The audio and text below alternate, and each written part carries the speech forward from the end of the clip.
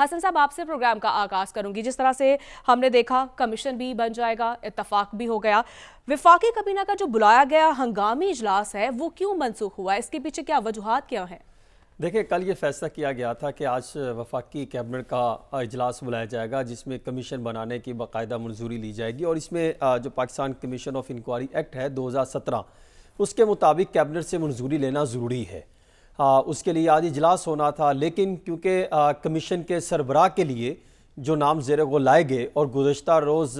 رات گئے جو اہم میٹنگ ہوئی وزیر اعظم شہباز شریف کی سربراہی میں, اور ان کی جو اپنی مخصوص کچن کیبنٹ جسے کہا جا سکتا ہے اور کچھ اہم افراد سے رابطے کرنے کے بعد, پہلے تو ان کا یہ خیال تھا کہ نام نہ لیا جائے, صرف کمیشن بنانے کی اپروول لے لی جائے اور یہ فائنل کر لیا جائے کہ جو بھی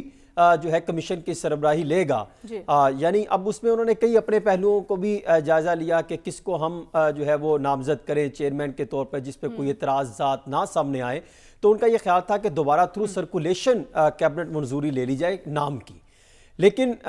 جو وزیر اعظم آفس کے ذرائع اور کیبنٹ کے اور دیگر اہم ذرائع یہ دعویٰ کر رہے ہیں کہ ان کا جو اجلاس تھا کیبنٹ کا وہ ملتوی کر کے اب کل ہوگا. پہلے منگل میں ہوتا تھا, پھر بدھ کو کر دیا گیا, بتایا گیا کہ کچھ کافی ایجنڈے ہوتے ہیں, کچھ ٹائم دیا جائے, پھر اس کے بعد یہ معاملہ چل رہا تھا. لیکن اب جو یہ اجلاس تھا وہ تو آج ہونا تھا اسپیشلی اسی معاملے کو لے کر. اب اس میں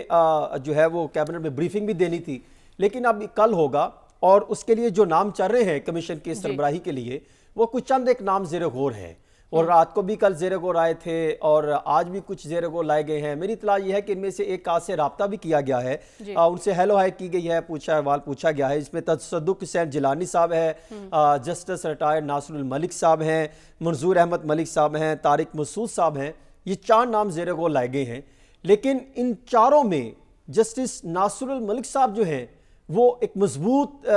جو ہے پوزیشن پر کھڑے دکھائی دے رہے ہیں کہ ان کا ایسا لگ رہا ہے کہ شاید وہ کمیشن کے سربراہ ہو سکتے ہیں. البتہ اب چاروں نام زیر غور ہیں, کوئی فیصلہ کر سکتے ہیں جو ہے وہ نام کل کے کیبنٹ کے اجلاس میں رکھا جائے گا اور منظوری لی جائے گی. اور کیونکہ اگر دیکھیں نا تو اس سارے معاملے کو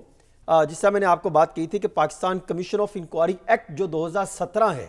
یہ بہت اہم ہے. اگر آپ دیکھیں تو 1956 کا قانون جب مسلم لیگ نون کی حکومت تھی تو وہ ختم کر کے تو یہ ایکٹ لے کر آئے تھے کہ جب بھی کوئی کمیشن بنتا ہے تو اس میں تحقیقات کا طریقہ کار کیا ہوگا, اس میں یہ سارا کچھ مینشن کیا گیا. اب اس کے مطابق جو ہے جو بھی وفاقی حکومت عوامی مفاد کا کوئی اہم امور جو معاملہ ہوگا اس کی تحقیقات کے لیے کمیشن کی منظوری دے گی اور اپنے وسیع تر اختیارات استعمال کرتے ہوئے یعنی کمیشن بنائے گی اور اس کی نامزدگی کرے گی اور اس کو ایک ٹائم پیریڈ دیا جائے گا. اور اگر وہ دیکھے کمیشن کہ یہ ہمیں مزید ٹائم چاہیے تو اس کو مزید ٹائم بھی ایکسٹینڈ کیا جا سکتا ہے کیبنٹ کی منظوری کے بعد. ٹھیک ہے. اور پھر فیکٹ فائنڈنگ یعنی حقائق تک پہنچنے کا ٹاسک دیا جائے گا, اور اس میں جب وہ رپورٹ جمع کرائیں گے اور پھر اسی ایکٹ میں لکھا ہے کہ وہ ٹاسک پر عمل درآمد کرنے کے لیے بھی جو ہے وہ آگے فیڈرل کیبنٹ جائے گی. اور اس میں ایک بڑی امپورٹنٹ چیز یہ ہے کہ اگر کمیشن کے ساتھ کوئی تعاون نہیں کرتا اور یا اس میں کوئی رکاوٹیں ڈالتا ہے تو کمیشن کا جو سربراہ ہے یعنی یہ کیونکہ 1 رکنی کمیشن ہے تو وہ اس کو سزا بھی دے سکتا ہے, اس کے پاس اتنے پاورفل ہوں گے. اور آج والے جو اجلاس ہوا ہے اس میں تو یہاں تک کہا گیا کہ مکمل اختیارات وہ استعمال کر سکتے ہیں. اور میری اطلاع یہ ہے کہ جب بنے گا تو تمام تر جو خط ہے اس کا جائزہ لیا جائے گا, اور پھر یہ سوال کھڑا ہوگا کہ بعد میں کہ کیا وہ جج صاحب باقی جو حاضر سروس جج ہیں ان کو بلاتے ہیں, ان سے سوالات پوچھتے ہیں, وہ ایک بات کی بات ہے. لیکن اگر اس میں دیکھیں تو کمیشن یا کسی بھی رکن کے خلاف کوئی الزامات لگائے گا یا ہرزہ سرائی کرے گا تو اس کے خلاف بھی جو ہے توہین کمیشن کی کارروائی کا آغاز ہو سکتا ہے. پھر آگے اس میں اگر آپ دیکھیں تو چیف جسٹس یا دیگر کوئی بھی یعنی اس کے لیے کمیشن کے لیے ضروری نہیں ہے کہ چیف جسٹس یا کسی سیاسی پارٹی سے مشاورت کر کے ہی تعینات کیا جا سکتا ہے, یہ فیڈرل کیبنٹ نے فیصلہ کرنا ہے. اور پھر اس میں ایک اور چیز مینشن ہے کہ کمیشن کو سول کورٹ کے مکمل اختیارات حاصل ہوں گے.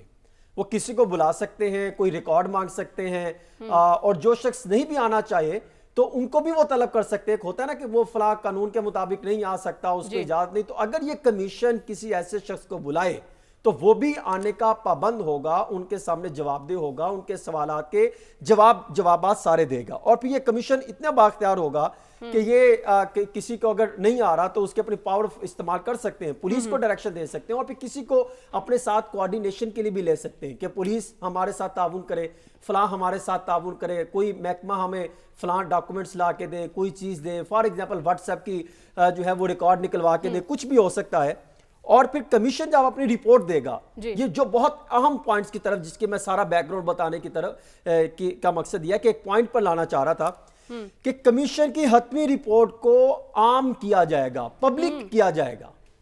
اب جو ماضی میں جس طرح ہوتا ہے نا, حمید الرحمان کمیشن کی رپورٹ آ گئی, یا ایبٹ آباد کمیشن آ گیا, پھر اس کے بعد سلیم شہزاد یا آڈیولیز بے شمار جو کمیشن بنے, کہیں کی رپورٹ نکلی, کہیں کا کوئی ایک دو پوائنٹ کسی دوسرے ملک سے سامنے آیا, کہیں پر وہاں سے چیز آ گئی.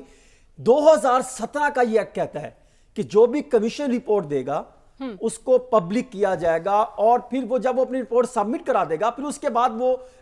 مطلب کہ اس کا کام ختم ہو جائے گا, وہ آٹومیٹکلی تحلیل ہو جائے گا وہ کمیشن. ٹھیک ہے. اب یہ کمیشن جب بنانے کے لیے پھر بات سوالات ہوتے ہیں نا کہ کمیشن کس کو بلائے گا. دیکھیں, جب یہ 6 ججز نے خط لکھا, پہلی بات تو یہ کہ اگر وہ ججز کو بلاتے ہیں, اب ججز نے بھی اپنے پر کئی سوالات ان پہ کوئی پی ٹی آئی والے اٹھا رہے ہیں, کوئی مسلم لیگ نون والے اٹھا رہے ہیں, لیکن اب ججز کو وہاں پہ جا کے کچھ ایویڈنس دینا پڑیں گے, اور ایویڈنس دیتے ہوئے پھر اب دیکھنا یہ ہے کہ کمیشن کا سربراہ کن کن اور شخصیات کو جو ہے وہ اس معاملے کے لیے بلا سکتا ہے. پہلے وہ جو مجھے لگتا ہے وہ دیکھے گا جب کمیشن بنے گا,